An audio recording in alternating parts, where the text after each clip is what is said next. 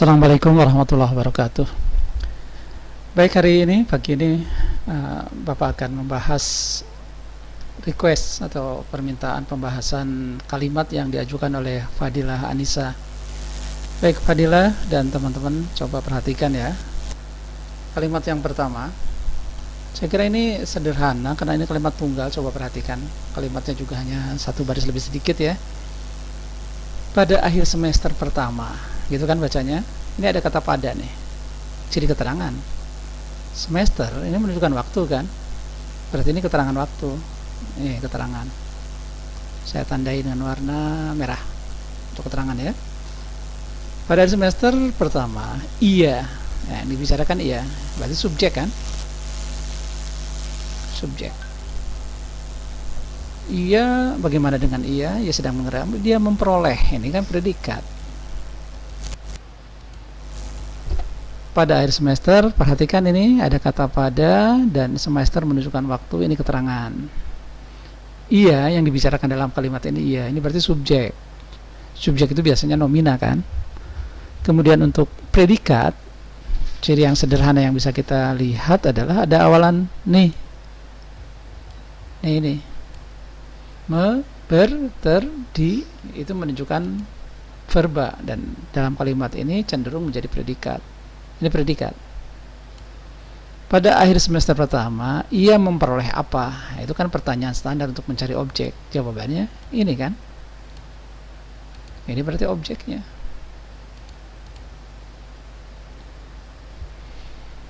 Oke, Fadilah. Saya kira ini sederhana ya. Jadi polanya keterangan, subjek, predikat, objek. Oke, sekarang ke kalimat yang kedua. Nah, ini memang agak rumit karena panjang, 3 baris. Coba perhatikan ya.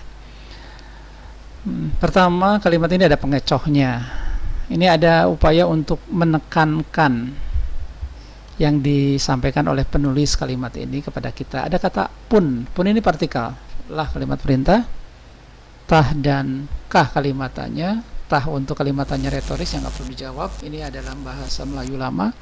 Kah digunakan untuk mempertegas pertanyaan. Dan pun, nah seperti kasus yang ini kalimat partikel yang digunakan untuk memberikan penekanan. Oke, yang bagian ini sementara Bapak tandai dulu. Oke, seperti dihilangkan ya. Ini abaikan dulu yang ini.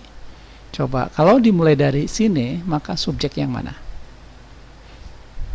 Apa yang dilandasi niat kuat untuk belajar lebih banyak bla bla bla bla bla? Jawabannya pelaksanaan program. Nah, ini subjek. Bagaimana pelaksanaan program itu? Harus dilandasi. Ini predikatnya. Sebenarnya yang predikatnya itu dilandasi. Kata harus menerangkan ke sini. Ya. Harus dilandasi apa? Nah, pertanyaan itu kan menunjukkan objek. Niat kuat. Ini objeknya. Niat yang kuat. Oke. Selanjutnya ini ada kata untuk deh. Kata depan. Yang sudah bisa kalian identifikasi. Ini ciri keterangan. Oke, yang ini aja. Jadi polanya subjek pelaksanaan program, predikat harus dilandasi, niat kuat objek, untuk bla bla bla sampai kata sebelumnya itu keterangan. Langkah selanjutnya yang harus kita amati adalah ini keterangannya panjang. Nih. Kata untuk sudah penunjuk keterangan. Abaikan yang ini, berarti mulai dari sini. Belajar lebih banyak dan lebih mendalam. Belajar. Ingat, me, ber, ter, di. Ini predikat berarti kan?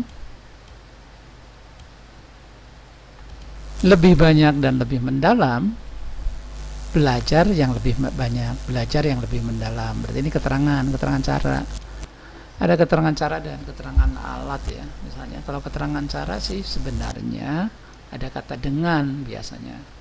Dengan mendalam gitu ya. Dengan serius gitu. Keterangan cara. Tapi ini lebih ke kualitas ya. Intinya ini masih di predikat ini. Belajar bagaimana? Belajar lebih banyak, belajar lebih mendalam. Nah, ini ada kata mengenai seperti predikat berterdi itu ya. Tapi sebenarnya ini bukan kata kerja. Dia sebenarnya pengganti kata tentang. Pelaksanaan program harus dilandasi niat kuat untuk belajar lebih banyak dan lebih mendalam tentang ilmu baru yang belum kita dapatkan sebelumnya.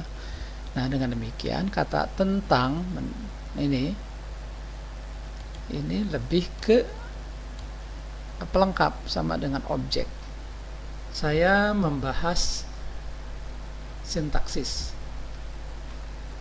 Saya berbicara tentang sintaksis. Tentang sintaksis, kalau verbnya, kalau predikatnya awalannya ber. Saya berbicara tentang sintaksis. Tapi kalau pakai me, saya membicarakan sintaksis, tidak pakai tentang lagi. Oke kan? Karena ini dari ber, nah ini berarti fungsinya sebagai pelengkap. Oke ya? Pelengkap itu objek yang tidak bisa dijadikan subjek. Oke, tentang ilmu-ilmu baru. Ini kan objeknya atau pelengkapnya sudah di sini.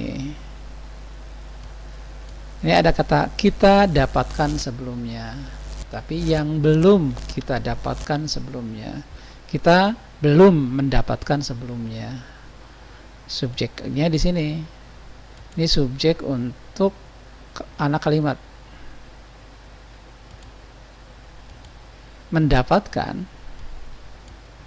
Maunya kemana ya? Gara-gara di sini belumnya dipindah. Kita mendapatkan ilmu baru sebelumnya, itu maksudnya.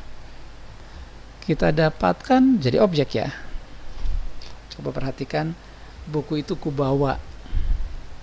Buku itu kubawa. Beda dengan buku itu di bawah saya. Buku itu di bawah saya. Buku itu subjek, di bawah predikat, saya objek. Tapi dalam bahasa Melayu jarang begitu polanya. Objek ditempatkan di depan. Buku itu saya bawa, bukan buku itu di bawah saya. Kalau begitu, bukunya subjek, sayanya objek. Nah, kalau demikian, objek dong di sini. Ini yang objek. Nah, dapatkan ini predikat. Dari mana dapat predikat? Saya ulangi lagi ya, tadi analoginya dengan kalimat buku itu kubawa.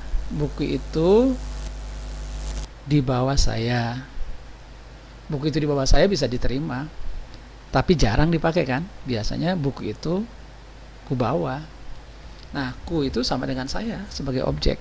Hanya letaknya aja dipindah, yang tadinya di ujung dipindah ke depan. Yang tadinya saya menjadi ku. Karena kenapa jadi ku? Tidak saya lagi. Karena dia posisinya sebagai proklitik. Proklitik itu seperti imbuhan, tapi bentuknya kata ganti orang. Dan karena nulisnya disatukan, maka itu jadi disebut dengan klitik. Ku bawa, bukan aku bawa. Kalau ku bawa. Tapi kalau kita dapatkan, bukan klitik, karena nulisnya dipisah. Hanya objeknya saja dipindahkan ke bawah. Subjeknya yang mana? Ini ilmu baru.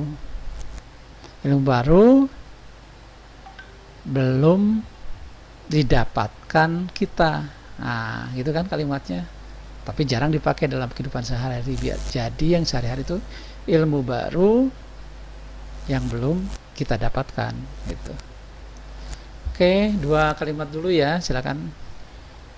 Fadilah, tolong dipikirkan, dipertimbangkan, pahami, dan insya Allah kalau kita ketemu kita bisa bahas lebih dalam. Sementara itu dulu pancingan dari Bapak, selamat belajar.